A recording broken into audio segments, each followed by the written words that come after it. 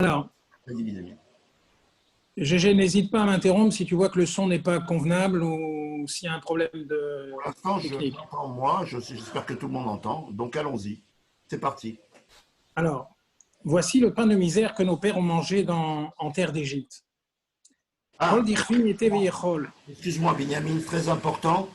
Euh, le cours est dédié pour la Haskara aujourd'hui de Madame Odette Djemila Bat Gemara.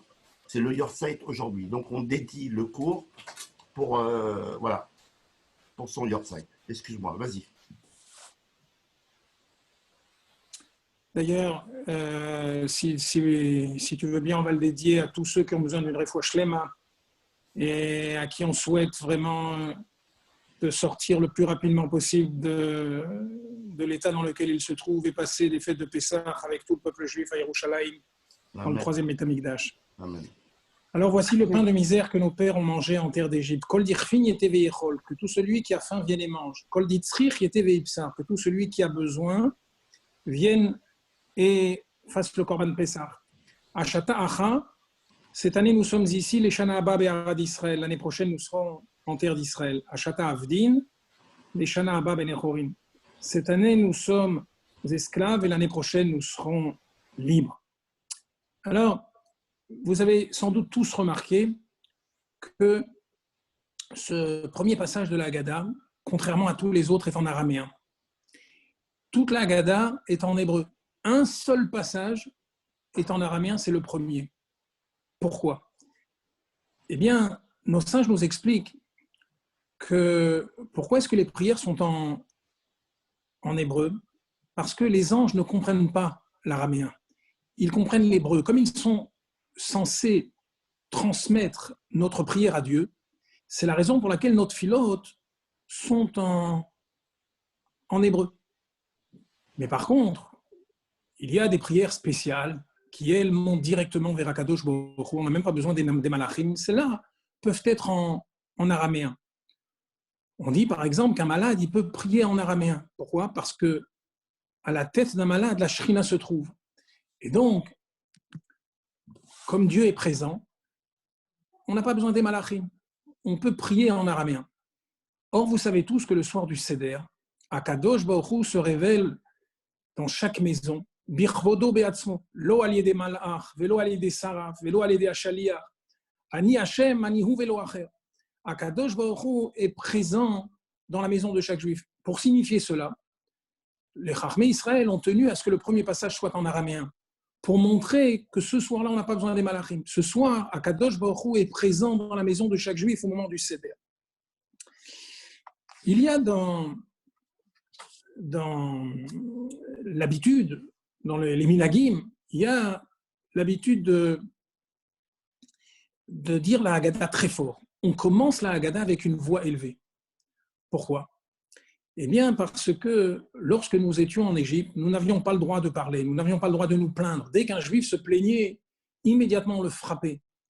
Et donc, on n'a pas eu la possibilité d'élever la voix.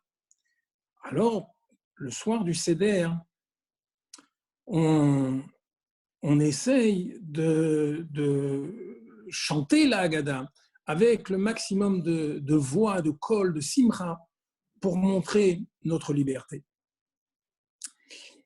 Le pain de misère, ania, ça veut dire la misère, mais ça veut dire aussi, ça vient du mot la'anot, qui veut dire répondre. C'est un pain qui doit susciter plein de questions. Le soir du Seder, c'est un soir où on doit poser des questions, se remettre en question. Et c'est la raison pour laquelle on dit hey, l'achma'ania, pas seulement le pain de misère, mais le pain sur lequel nous allons discuter, sur lequel nous allons méditer, poser des questions et avoir des réponses ce soir. Il y a dans ce passage quelque chose de paradoxal.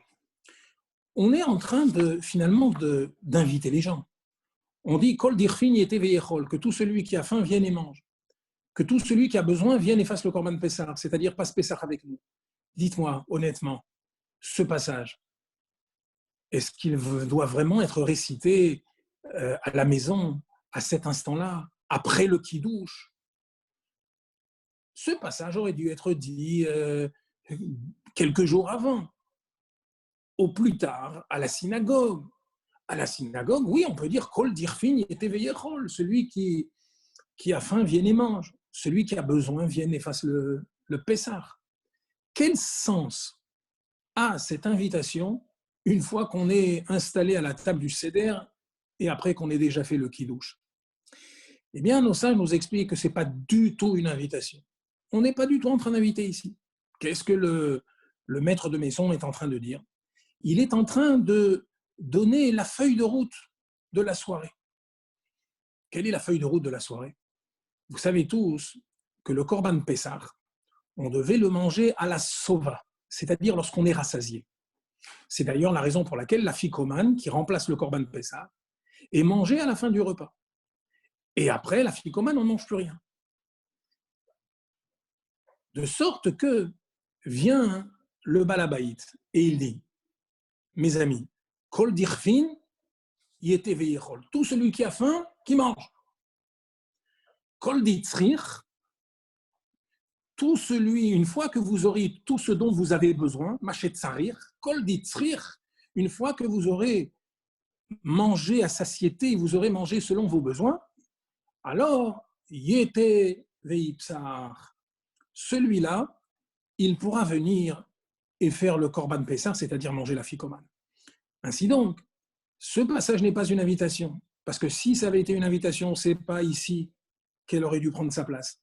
Mais c'est tout simplement le programme de la soirée.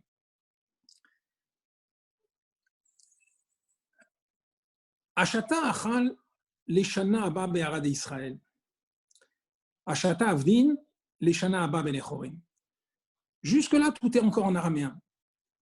Sauf les derniers mots m'ont dit leshana haba benechorim. L'année prochaine, nous serons libres. Pourquoi est-ce que ces mots soudains sont en hébreu?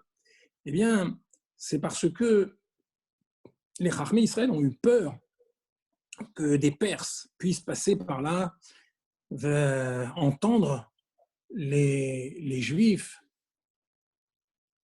dire que l'année prochaine ils seront libres. Ils auraient pu alors être soupçonnés de vouloir fomenter une quelconque révolte contre le régime en place.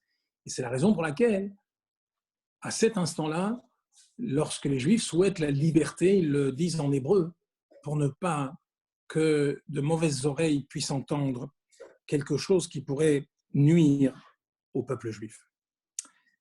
Alors, il n'en reste pas moins, même si ce passage n'est pas une invitation, mais cependant, elle s'adresse à des gens qu'on a déjà invités et qui sont à table et à qui on donne le programme de la soirée. Pourquoi fallait-il commencer par, dans la Haggadah, par ce passage qui invite les gens à manger, à se restaurer? Eh bien, c'est parce que, souvenez-vous, comment est-ce que le deuxième Beth Amikdash a été détruit? Comment le galout, l'exil, a-t-il pu commencer? Eh bien, il a commencé également par un repas. Mais malheureusement, à ce repas, les choses ne se sont pas passées comme le soir du Seder. Il y avait un homme qui avait organisé une grande fête.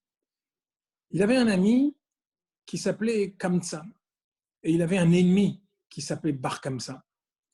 Et voilà que cet homme a envoyé son serviteur pour inviter son ami, Kamsa. Malheureusement, vous connaissez tous l'histoire, eh bien cet homme s'est trompé, ce serviteur, il est parti inviter Bar Kamsa. Bar Kamsa était très étonné d'être invité par un homme qui était son ennemi. Cependant, il a dit, peut-être qu'il veut faire la paix avec moi, il est venu au repas. Lorsqu'il s'est assis, soudain, son ami a vu Bar Kamsa, son ennemi, il lui a dit « Qu'est-ce que tu fais ici? Sors de là !» Alors il lui a dit « Mais c'est ton serviteur qui m'a invité. » Il lui a dit « Sors d'ici !» Il lui a dit « Écoute, je payerai mon repas, mais ne m'humilie pas devant tout le monde. » Il lui a dit « Pas question. » Il lui a dit « Je te paye la moitié de toute la séouda, mais je t'en prie, ne m'humilie pas devant tout le monde. Le Balabait a refusé violemment. Il lui a dit, je te paye la totalité de la Séouda. Il a refusé, il l'a pris par le collet, il l'a sorti. Alors cet homme qui avait été humilié, Bar Kamtsa, a vu que malheureusement il y avait dans la salle des Talmidei Chachamim qui n'ont rien dit. Qu'est-ce qu'il a fait? Il est parti accuser les Juifs auprès des Romains de vouloir fomenter une révolte. Et c'est ainsi qu'a commencé malheureusement le processus de la destruction de Yerushalayim et de la destruction du temple Rahman al-Itzlan par les Romains. Alors, comme le galout est venu par un repas, c'est la raison pour laquelle nos sages ont voulu que dès le départ, de ce soir du Seder qui rappelle la Géoula, qui fête la Géoula, eh bien on commence par Kol dirfin yete veyechol, kol ditzrich yete veyipsar. Tout celui qui a faim, qu'il vienne et qui mange. Tout celui qui a besoin, vienne et fasse le Korban Pessah. Une allusion intéressante. Nous sommes, l'année prochaine, nous serons, les Shana Abba Bene Chorim, nous serons libres. Eh bien, nos sages nous disent que Bene Chorim est constitué de 5 lettres. Chet, Vav, Resh, Yud et Nun. Eh bien, ces 5 lettres correspondent au Sof et Tevot. C'est intéressant de voir la fin des mots des 5 libérateurs de notre nation, de notre histoire. Il y a 5 libérateurs importants qui nous ont libérés. C'est intéressant de voir que c'est pas la première lettre, mais la dernière lettre, c'est-à-dire le Sof, la finalité, la libération finale. Alors, le Chet, eh bien, c'est la dernière lettre de Mashiach. Le Vav de Chorin, c'est la dernière lettre de Moshe Rabbeinu. Ensuite, le Resh, c'est Ezra Sofer, celui qui nous a permis de revenir en Eretz Israël pour reconstruire le 2e Beth Amikdash. Le Yud, c'est Mordechai, qui nous a libérés au moment de Purim. Et le Nun, c'est Matityahu HaKohen, le Nun de HaKohen. Ainsi donc, Chorin, la liberté, ce mot nous rappelle les 5 grands libérateurs de notre nation.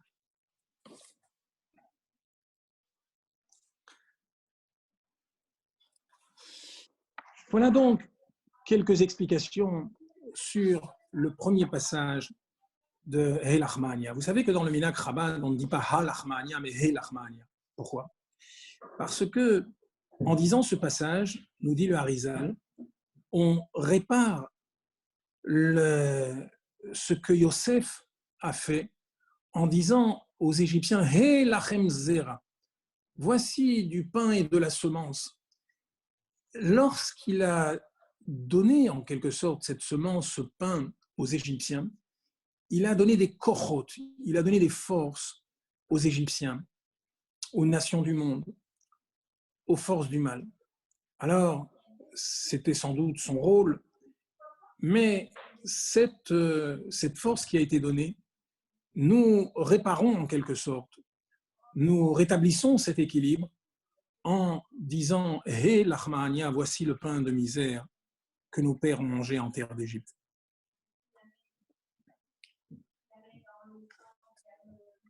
La Chassidoute explique que quel est l'ingrédient le plus difficile à supporter dans l'exil? Eh bien, c'est sans doute katnut amochim, c'est-à-dire le fait qu'en exil, on ne puisse pas méditer, on ne puisse pas réfléchir, on ne puisse pas étudier. Les Bnei Israël en Égypte, malheureusement, étaient privés de la réflexion. Eh bien, c'est ça, Helachma'ania, ce pain de misère, c'est-à-dire ce galou diachalou avatana, qui ont mangé, c'est-à-dire consumé, qui ont détruit Avatana. Avatana, ça veut dire les mochin.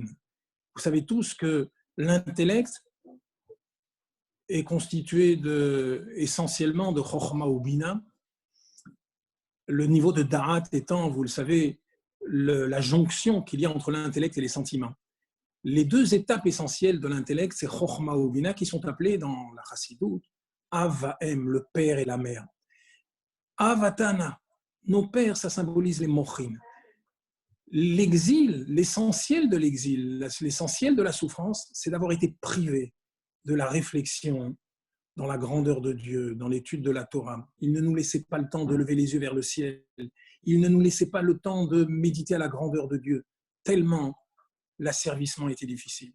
Alors, voilà le pain de misère qui a mangé nos mochim, qui ont mangé notre intellect, Be'arad et Mitzrayim, dans cette terre d'étroitesse, dans cette terre d'Égypte. Vient ensuite le célèbre passage de Manishtana Laila Azeh Mikol Alelot. Voici quelle est la différence entre cette nuit et toutes les autres. Il y a 4 questions. Lorsqu'on regarde l'importance des questions au regard de la halakha, on s'aperçoit que la première question qu'on aurait dû poser, c'est sur la matzah. Parce que la matzah, même Bisman Hazeh, même actuellement, elle est de Horaïta, elle est de la Torah. Le maror aurait dû être la deuxième question, parce que c'est un chiyuv des Rabbanan. Ensuite, la question de Messoubim aurait dû sûrement être la troisième, parce que être accoudé, c'est un symbole de liberté qui est très important le soir du Seder. Et enfin, la dernière question, sans doute, ça aurait dû être pourquoi trempons-nous 2 fois le soir du Seder, c'est-à-dire le karpas dans l'eau salée et le maror dans le charoset. Ça, c'est un minag Israël. Pourquoi donc est-ce que cette question a été mise en premier? Alors, il y a des réponses simples et il y a des réponses, évidemment, à Al-Pi Chassidut. Une réponse qui est donnée par nos sages, c'est que vous savez que le galout a commencé par un trempage et il a terminé par un trempage. Le galout égyptien a commencé quand exactement? Eh bien, lorsque les frères de Yosef ont vendu leurs frères. Et c'est marqué Vaïtbelu et Akutonet Badam. Ils ont trempé, ils ont tiboul, Vaïtbelu, ils ont trempé la tunique de Yosef dans le sang. Et le galout a terminé par un tiboul. Quand les Juifs ont fait la Brit Mila, ils ont fait le Korban Pessah. Et à ce moment-là, ils ont mélangé les 2 sangs dont ils ont aspergé la mezouza d'un peu de ce mélange. Utfaltem badam asher basaf. Et vous tremperez en quelque sorte dans le sang qui se trouve dans la bassine. Ainsi donc, le galout a commencé par un tiboul, il a terminé par un tiboul. C'est la raison pour laquelle le soir du Seder, nous aussi on fait matbilin shete pe'amim. On trempe 2 fois. Mais le rabbi nous donne une explication fantastique qui est liée à l'essence même de la soirée du Seder. Quelle est l'essence de la soirée du Seder? Quel est l'objectif de la soirée du Seder? Eh bien, c'est de s'adresser à nos enfants. Le mot Haggadah vient du mot Ve'igadeta levincha, tu raconteras à ton fils. Les héros du Seder, c'est les enfants. Le soir du Seder, les adultes n'ont aucune importance. On ne discute pas de politique, on ne discute pas de ceci ou de cela le soir du Seder avec les adultes qui sont invités. De qui on s'occupe le soir du Seder? Des enfants. car ce soir, nous avons la possibilité d'imprimer dans leur cœur et dans leur esprit des valeurs qui leur resteront la vie entière. Et donc, le soir du Seder, ce sont les enfants qui ont la priorité. Alors le rabbi nous explique quelle est la différence qu'il y a entre un enfant et un adulte.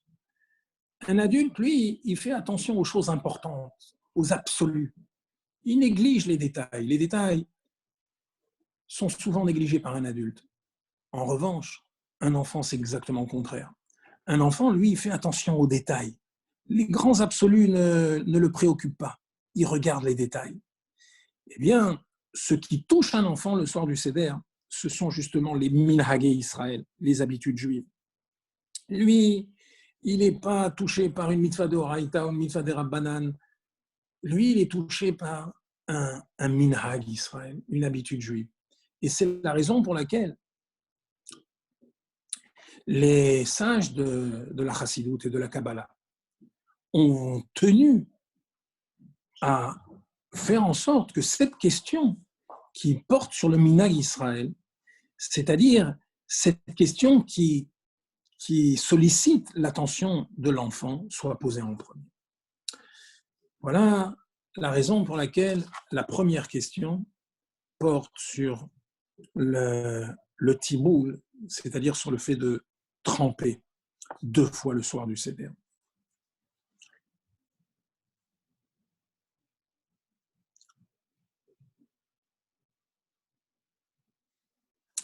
Alors, il y a peut-être quelqu'un qui vous posera la question le soir du Seder et qui dira pourquoi on dit toutes les nuits on ne trempe pas même une seule fois? C'est pas vrai. Tous les soirs de l'année, lorsqu'on fait motzi, on trempe le pain dans le sel. Donc il y a un tiboul. Et par conséquent, pourquoi soudain on dit Einanu madbilim afilu paramachat alors que cette nuit, shekte peamim? Eh bien, nos sages nous expliquent que le fait de tremper dans du sel n'est pas un signe de liberté. Le signe de liberté, le signe de largesse, c'est lorsqu'on trempe un aliment, un légume, comme le karpas, ou les feuilles de maror, lorsqu'on les trempe dans un liquide. Ça, c'est un signe de liberté, ça, c'est un signe de largesse. Alors, lorsqu'on dit qu'on ne trempe pas une seule fois, on veut dire dans un liquide. Tandis que le soir du Seder, on trempe le karpas dans l'eau salée et le maror dans le harosé, qui est aussi une pâte liquide. D'ailleurs, on fait très attention à cet instant-là d'ajouter quelques gouttes de vin pour le rendre un peu plus liquide.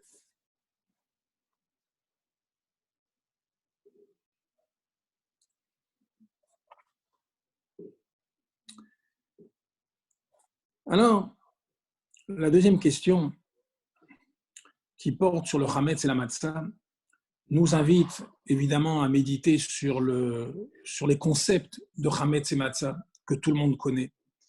Chametz et matzah sont constitués des mêmes lettres, sauf que dans chametz, il y a le chet et dans matzah, il y a le he.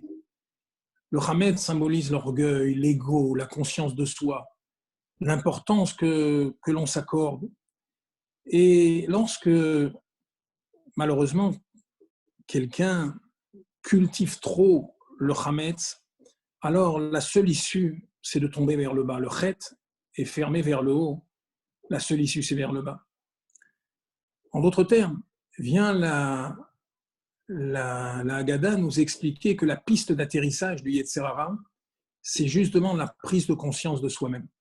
On raconte que, c'est marqué dans les Mamarim du Rabbi Marash, que pourquoi est-ce que Adam Arishon, qui était Yetzir Kapav chez la Kadosh Baruch Hu, qui est le seul être au monde qui a été créé par Dieu, pas seulement au niveau de son âme, mais même au niveau de son corps, comment a-t-il pu fauter? Lui qui avait une chokhma, lui qui avait une intelligence fantastique, une intelligence supérieure à celle des anges, puisque les anges n'ont pas su nommer les créatures, alors que Adam Arishon a su nommer chaque créature, il avait une sagesse inouïe. Comment a-t-il pu fauter? Eh bien, le Rabbi Marash répond que parce que Adam Arishon, justement, a pris conscience de sa grandeur, de son importance. Il a pris conscience qu'il était le seul être créé par Dieu. Eh bien, c'est en quelque sorte, cet ego, on va dire, entre guillemets, cette prise de conscience de son importance a été la piste d'atterrissage du Yetzer Hara. Alors, évidemment que le soir du Seder est une soirée où on doit cultiver le bitoul, la soumission, comme la matzah. Alors c'est vrai que dans le hé de la matzah, il y a une issue vers le bas, mais il reste une petite porte vers le haut. Quelqu'un qui est battel, eh bien, à ce moment-là, il a la possibilité de trouver une manière de s'élever vers Dieu. Et c'est le sens de Manishtana. Manishtana, c'est marqué Vekana ben shoel ma nishtana. À cet instant de la Haggadah, l'enfant demande. Shoel, ça veut dire il veut demander en même temps emprunter. Il veut essayer d'acquérir ma. C'est quoi le ma? Ma, c'est le bitou. Comment on dit la sagesse en hébreu? On dit chokhma. Quand on inverse les deux premières lettres de chokhma, on a koachma. Ma, c'est le bitou.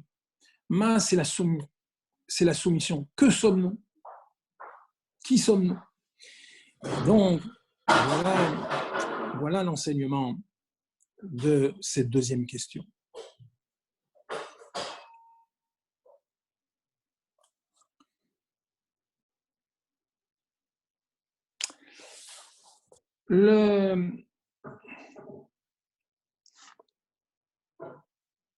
Nous allons maintenant passer, si vous voulez bien, au passage Avadim Aïnou le Pharaon Bemitzraïm. En réalité, ce passage est la réponse aux questions que l'enfant s'est posées.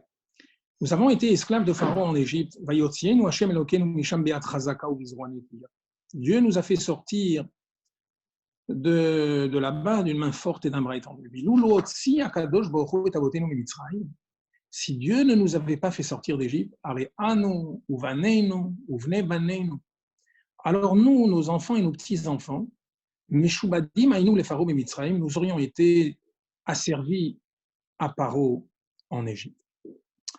Alors, il y a ici plusieurs questions qui se posent.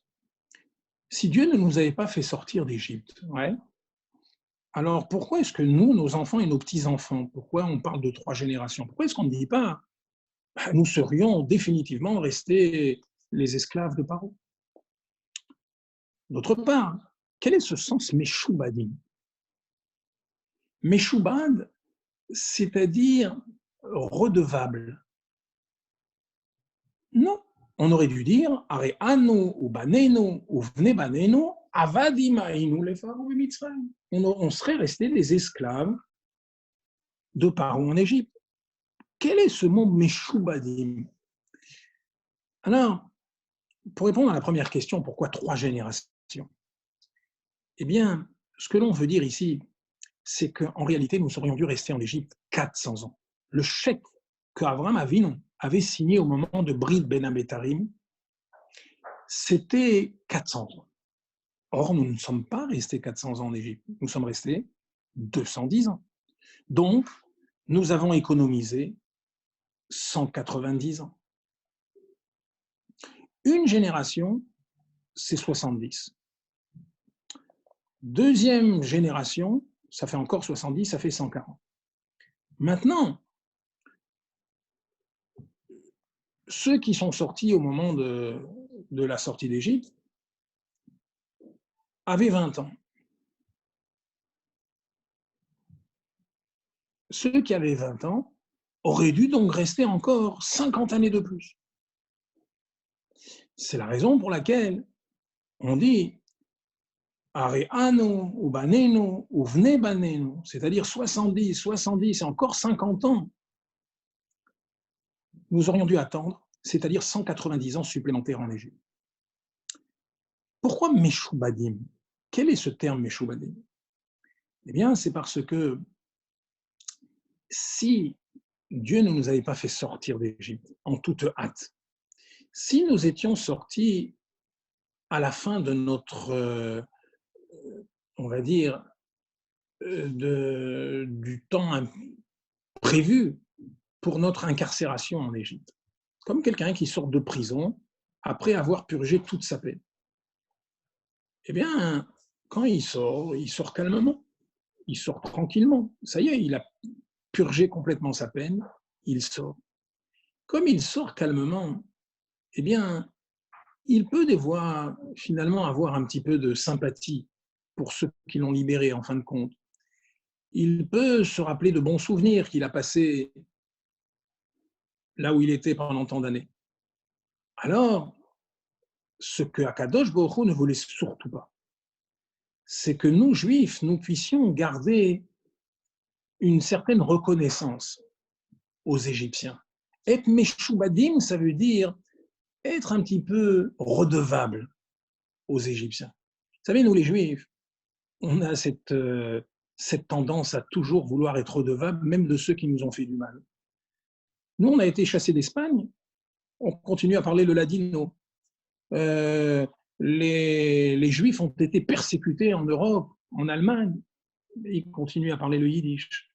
Dans les pays arabes, on parlait volontiers le judéo-arabe. Pourquoi? Parce qu'on se rappelle toujours des bons moments, plutôt que des moments difficiles qu'on nous a fait subir. Alors, Akadosh Baruch Hu nous a fait sortir d'Égypte comme des voleurs. Avec ce sentiment que les Égyptiens nous jetaient à l'extérieur, ne voulaient plus nous voir, de sorte que nous n'avons pas gardé nous n'avons pas été redevables en quelque sorte. Aucun sentiment de gratitude ne nous est resté envers les Égyptiens. C'est ça qu'on est en train de dire le soir du Seder. Si Dieu ne nous avait pas fait sortir d'Égypte, c'est-à-dire de cette manière 190 ans avant et avec autant de rapidité, alors, eh bien, nous serions restés encore 3 générations, comme nous avons fait le compte tout à l'heure, et finalement, il aurait pu se faire que nous ayons une certaine forme de gratitude envers ceux qui nous avaient accueillis pendant 400 ans.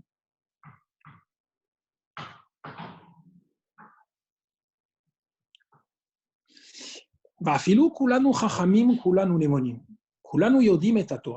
si nous sommes des chachamim, des nevonim et des yod'im, même si nous sommes particulièrement érudits et intelligents, mitzvah aleinu les saper b'tziat Mitzrayim. Nous avons la mitzvah de raconter la sortie d'Égypte. Vous connaissez tous l'explication chassidique qui dit que le soir du Seder, on ne doit pas simplement raconter.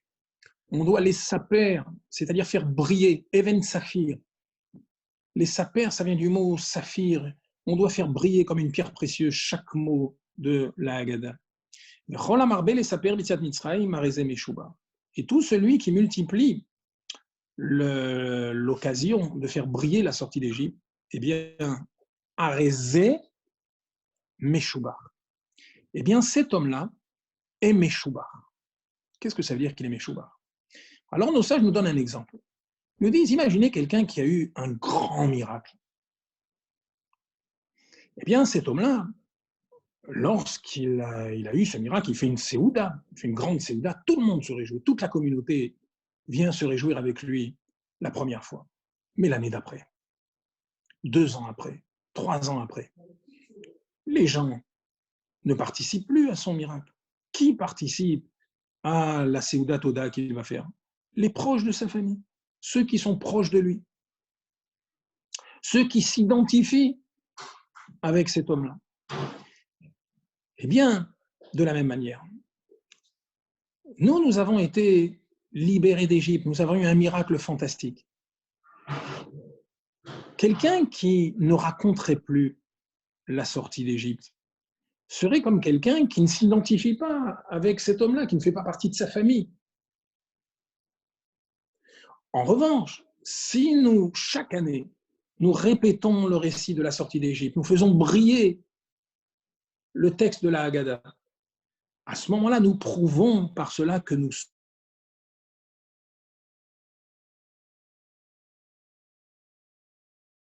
parce qu'on fait partie du peuple juif. Et c'est ça qu'on est en train de nous dire. Quelqu'un qui multiplie le soir du Seder l'opportunité de raconter, de faire briller la sortie d'Égypte, prouve qu'il appartient au peuple juif.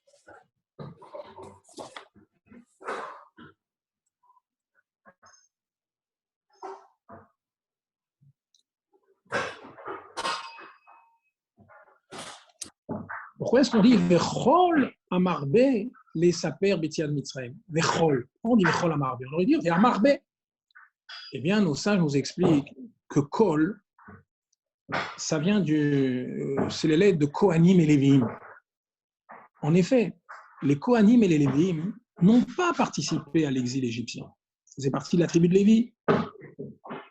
Et donc, on aurait pu penser que eux, n'ayant pas tellement souffert, n'ayant pas... Je vous demande une petite seconde.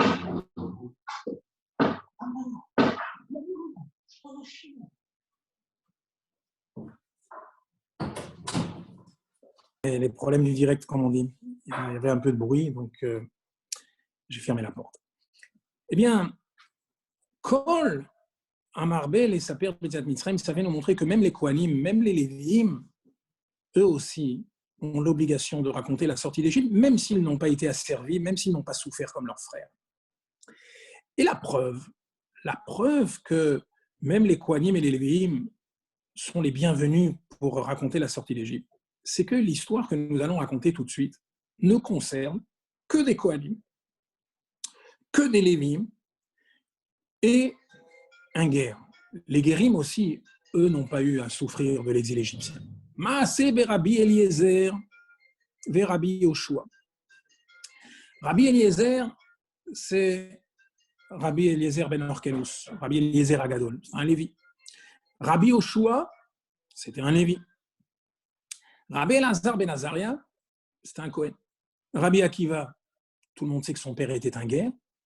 Et Rabbi Tarfon était un Kohen. Voilà que des Lévim et que des Kohanim. Et eux, précisément, ont passé une nuit fantastique à raconter le récit de la sortie d'Égypte jusqu'au matin. Ayoum et Soubin bivne Brak. Ils étaient attablés à Bnei Brak. Qui était le Rav de Bnei Brak? C'était Rabbi Akiva. C'était Rabbi Akiva, et c'est la raison pour laquelle, eh bien, cette nuit-là, ils ont commenté la Haggadah jusqu'au matin. Pourquoi?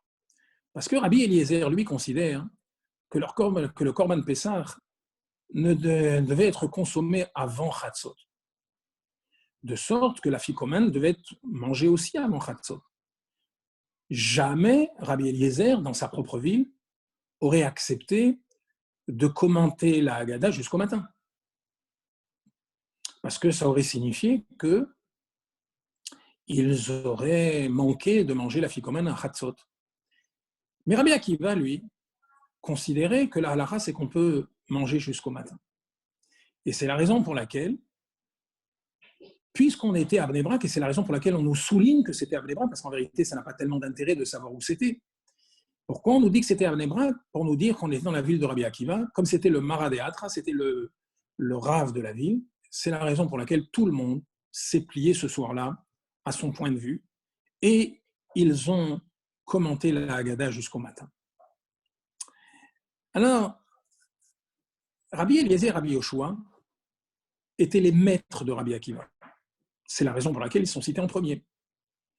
Rabbi Elazar ben Azaria, figurez-vous, était devenu le Nassi. Rabban Shimon ben Gamliel avait été provisoirement écarté. Et donc, dans des circonstances que nous n'allons pas rappeler aujourd'hui, mais c'était toute une histoire avec Rabbi Yoshua, avec lequel il s'était montré particulièrement dur, les Chachmei Israël n'ont pas accepté la manière avec laquelle le Nassi traitait Rabbi Yoshua, et donc c'est la raison pour laquelle ils l'ont mis de côté, ils l'ont écarté. Et d'une manière d'ailleurs très humble, Rabban Shimon ben Gamliel s'est assis dans le Sanhédrin comme un simple membre. Il a montré par là qu'en réalité, tout ce qu'il faisait, il le faisait les Shem Shamaim. Entre-temps, qui a été nommé le Nassi? C'était Rabbi Elazar ben Azaria. Rabbi Elazar ben Azaria était un Kohen qui descendait de Ezra Sofer, qui avait donc une ascendance très noble. Un grand Talmid Chacham. Il y avait un seul problème, c'est qu'il était tout jeune, comme nous le verrons plus tard. Il avait 18 ans. Mais il a cependant été nommé le Nassi. Voilà la raison pour laquelle on le met en 3e position.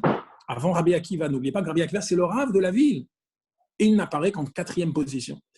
Eh bien, c'est parce qu'il est cité après ses maîtres et après le Nassi. Et enfin, Rabbi Tarfon, qui, lui, était un camarade, un ami de Rabbi Akiva. Donc, ils étaient assis. Ils étaient en train de faire briller, comme nous dit le Rabbi, la sortie d'Égypte, Koloto alayla, c'est-à-dire cette nuit-là précisément. Pourquoi cette nuit-là, Koloto alayla? Parce que justement, on était à Bnei Brak et qu'on était dans la ville de Rabbi Akiva. Ad shebaou talmidehem, jusqu'à ce que leurs élèves sont venus vers Mroulahem.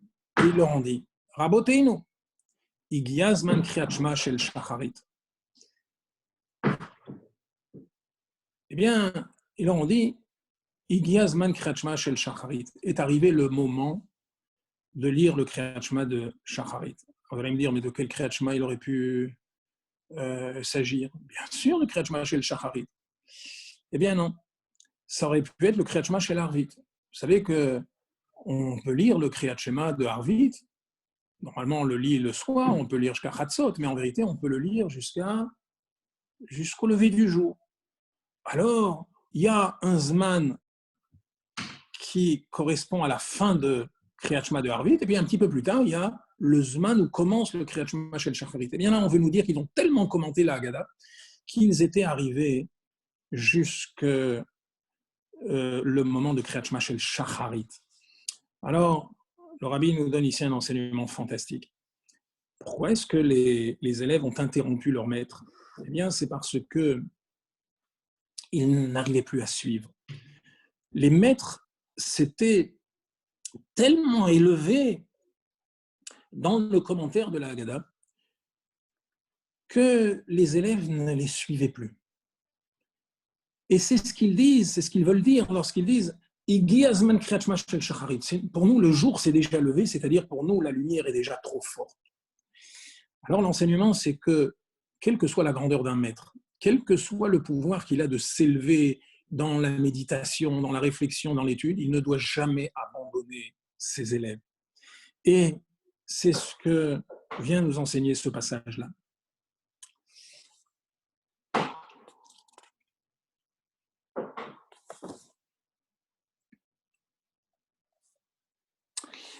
Alors, puisqu'on a évoqué le Rabbi Elazar ben Azaria il y a un instant, souvenez-vous, en racontant que c'était le Nassi, eh bien, la Haggadah va nous parler d'un événement important.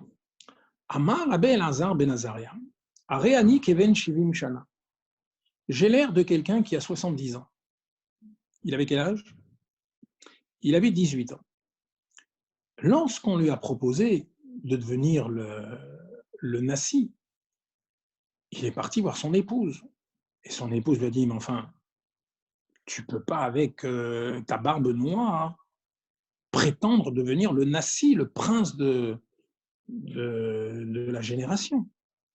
C'est un homme vénérable, un homme âgé, un homme qui a la barbe blanche, qui peut, lui, être le Nassi. Alors, dans la nuit qui a suivi, eh bien, il y a 13 rangées de barbes blanches, de poils blancs, qui ont poussé dans la barbe de Rabbi Elazar ben Azaria. Autrement dit, sa barbe est devenue blanche, de sorte qu'il avait l'air de quelqu'un de 70 ans, alors qu'il n'en avait que 18. Are ani kevem shivim shana. Velo zachiti. Et alors Rabbi Elazar se plaint et dit, j'ai jamais mérité, chez Amar Yetziat Mitzrayim Balelot, que l'on évoque la sortie d'Égypte la nuit. De quoi s'agit-il? Eh bien, c'est avant ce passage, lorsqu'on faisait le schéma, vous savez, dans Arvit, on fait le schéma, eh bien, on ne disait que les deux premières parties du schéma, Ve'afta et Ve'ayim Shamoa. Vayomer Hashem, on ne disait pas. Dans cette troisième partie du schéma, on parle de la sortie d'Égypte. Ani Hashem Elokechem asher hotzeti etrem me'eretz Mitzrayim. C'est aussi la partie où on parle des tzitzit. Eh bien, cette troisième partie du schéma, on ne la faisait pas. À Arvit, on ne faisait que les deux premières parties du schéma. Lo zachiti shete amar yetziat Mitzrayim balelot. Je n'ai jamais mérité d'imposer que l'on introduise la troisième partie du schéma le soir. Ad shedrasha ben Zoma. Jusqu'à ce que Ben Zoma a fait une dracha. Alors Ben Zoma, c'était un homme d'une intelligence rare. Il avait ce pouvoir d'être un darshan. C'est quoi un darshan? Un darshan, c'est quelqu'un qui examine chaque mot de la Torah et qui en tire une dracha. Chaque mot supplémentaire, chaque lettre supplémentaire, eh bien, suscite un enseignement qui était caché dans ce mot supplémentaire ou cette lettre supplémentaire. Le darshan est capable, lui, de nous dire quel est cet enseignement. Eh bien, Ben Zoma était un homme d'une intelligence fantastique, qui était un grand darshan. Alors, il a fait une dracha. Quelle dracha?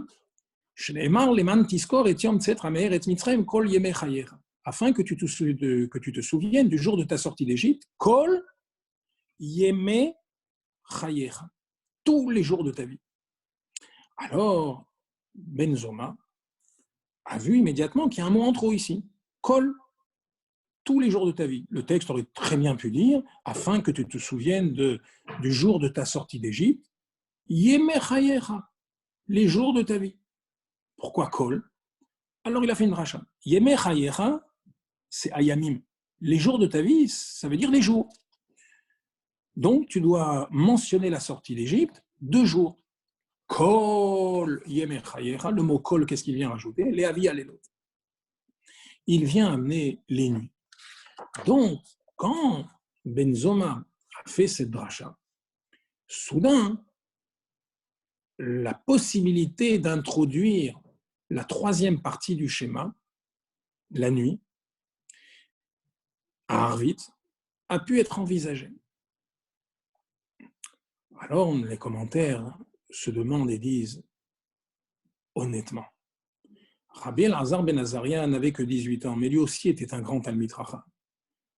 Lui ne pouvait pas faire cette dracha. Kol Yeme Chayecha. Il y a un mot kol en plus. Il ne pouvait pas lui faire cette dracha. Yeme Chayecha Ayamim. Kol Yeme Chayecha Leavi Alelot. Alors, il y a des Chachmei Israël qui expliquent qu'en réalité, la dracha de Ben Zoma, ce n'est pas du tout celle qui est évoquée ici. C'est quoi la dracha de Ben Zoma? La dracha de Ben Zoma, c'était celle qu'on trouve dans Pirkei Avot. Ben Zoma Omer, Ezeu Chacham, Alomed Mikol Adam. Ben Zoma, il dit, quel est le sage? C'est celui qui apprend de tout homme. La dracha, bien sûr que Rabbi Elazar ben Azaria était capable de la faire. Elle n'est pas compliquée, cette dracha. Bien sûr qu'il l'avait trouvée. Seulement, Rabbi Elazar ben Azaria avait 18 ans. Et donc, les Chachmei Israël n'ont pas voulu accepter cette dracha d'un Talmid Chacham qui était somme toute assez jeune. Quand Ben Zoma est venu et qu'il a dit Ezeu Chacham Alomed Mikol Adam, quel est le sage? C'est celui qui apprend de tout homme. C'est-à-dire qu'on ne doit pas regarder l'âge de la personne, on doit regarder plutôt sa chokhma. À ce moment-là, les Chachmei Israël ont accepté la dracha de Rabbi Elazar ben Azaria. Et soudain, on a pu introduire la troisième partie du schéma dans la prière de Arvit, exactement comme nous le faisons, nous, chaque Arvit. Alors maintenant, il reste une question. pourquoi Rabbi Elazar ben Azaria était-il aussi entêté à vouloir introduire la troisième partie du schéma dans Arvit? Lo zachiti, j'ai jamais mérité. Alors, nos sages nous expliquent que quand Rabbi Elazar ben Azaria, qui avait 18 ans, a eu soudain l'apparence d'un homme de 70 ans, il a donc gagné 52 ans. Le Hari Akadosh nous explique les 52 ans, c'est de qui? Le Harizal nous explique que c'est les 52 ans de Shmuel Hanavi. Shmuel Hanavi a vécu 52 ans. Et donc, soudain, Rabbi Elazar ben Azaria, qui était un Kohen, qui était donc de la tribu de Lévi, eh bien, a reçu une force supplémentaire pour pouvoir être le Nassi. Il a reçu la Neshama de Shmuel Hanavi. Or, Rabbi Elazar ben Azaria, qui était un Kohen, était aussi un descendant de Korach. Korach, lui, a su que parmi ses descendants, il y aurait Shmuel Hanavi. Et c'est ce qui lui a donné l'arrogance de se révolter contre Moshe Rabbeinu dans le désert. Parce qu'il a dit, de moi va descendre Shmuel. Shmuel a une importance, une grandeur qui est équivalente à celle de Moshe et de Aaron en même temps. Moshe ve Aaron bechoanav ou Shmuel bekoreshmo. On voit ici que on met en balance Moshe ve Aaron ou Shmuel. Et donc, Korach a dit ici, de moi va descendre Shmuel. Alors, j'ai de quoi m'opposer à Moshe et Aaron. Comment est-ce que Korach s'est révolté contre Moshe Rabbeinu? Eh bien, l'une des questions les plus fameuses qui l'a amené à se moquer de Moshe Rabbeinu, c'est qu'il lui a dit, dis-moi, c'est Korach qui parle, il s'adresse à Moshe. Il lui dit, Talit shekula tchelet, chayevet betzitzit olo. Un talit qui est tout bleu, est-ce qu'on doit lui rajouter des tzitzit bleus? Moshe Rabbeinu lui a dit oui. Et lui, il s'est mis à rigoler, il a dit quoi? Déjà le talit, il est tout bleu, qu'est-ce que tu as besoin de rajouter des tzitzit? Eh bien, comme cette question a été l'un des arguments qui a amené Korach à se révolter contre Moshe Rabbeinu, c'est la raison pour laquelle Rabbi Elazar ben Azaria, qui avait la Neshama de Shmuel, qui était donc lié à Korach, il a voulu être métaken, il a voulu réparer la faute de Korach. Comment il a voulu réparer la faute de Korach? En introduisant dans le schéma le soir la paracha des tzitzit. La paracha des tzitzit qui est aussi celle de la sortie d'Égypte. Voilà pourquoi Rabbi Elazar ben Azaria tenait absolument à ce que cette troisième partie du schéma soit lue par l'ensemble de la nation, l'ensemble du peuple juif, pour réparer, en quelque sorte, la faute de Korach.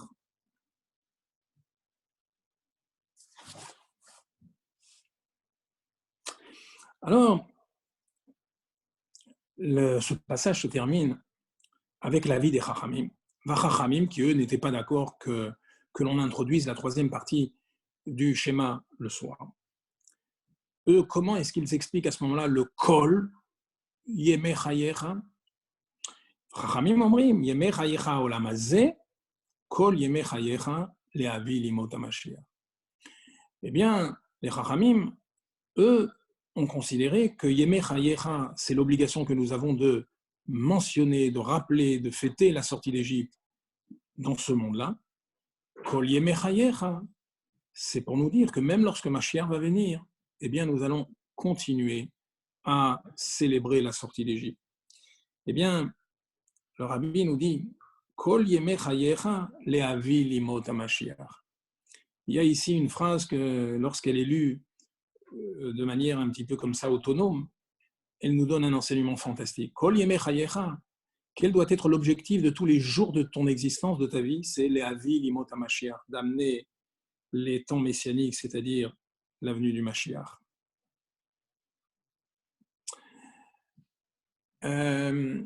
Gégé, tu es avec nous? Je suis là. Quelle heure est-il?